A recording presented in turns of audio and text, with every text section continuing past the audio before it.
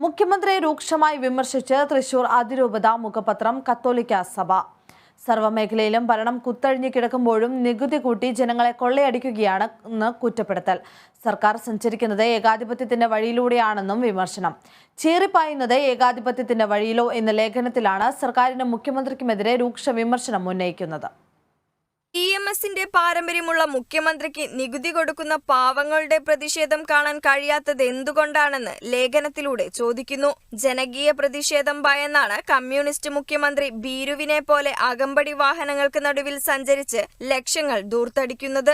സർവ്വമേഖലയിലും വില കൂട്ടുമ്പോഴും ദൂർത്ത് നിയന്ത്രിക്കാൻ നടപടിയില്ലെന്നും ലേഖനം കുറ്റപ്പെടുത്തുന്നു. സാമ്പത്തിക പ്രതിസന്ധി കണക്കിലെടുത്ത് ഉദ്യോഗസ്ഥരുടെ മുഴുത്ത ശമ്പളവും പെൻഷനും അല്പം കുറച്ച് മാതൃക കാട്ടാനോ ഉദ്യോഗസ്ഥരെ കൊണ്ട് കൃത്യമായി പണിയെടുപ്പിച്ച് വരുമാനം വർദ്ധിപ്പിക്കാനോ നടപടിയില്ലെന്നും ലേഖനത്തിൽ കുറ്റപ്പെടുത്തുന്നു. സാധാരണക്കാരെ വരെ ബന്ദിയാക്കി മുഖ്യമന്ത്രിക്ക് പാറിപ്പറക്കാൻ വഴിയൊരുക്കുന്നതിലൂടെ പ്രകടമാകുന്നത് കടുത്ത നീതി നിഷേധവും സ്വേച്ഛാധിപത്യ പ്രവണതയുമാണ്. സർക്കാർ കൃത്യമായി കണക്കുകൾ നൽകാത്തതിനാൽ സംയോജിത ചരക്ക് സേവന നികുതിയിൽ 10,000 കോടിയിലേറെ നഷ്ടപ്പെടുന്നുണ്ടെന്നത് അമ്പരപ്പിക്കുന്നതാണ്.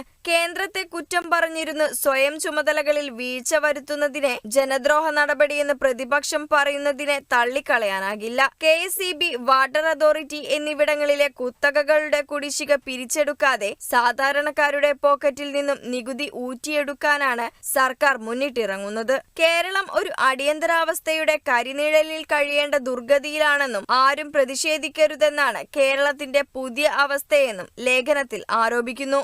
Kerala vision news, Thrissur.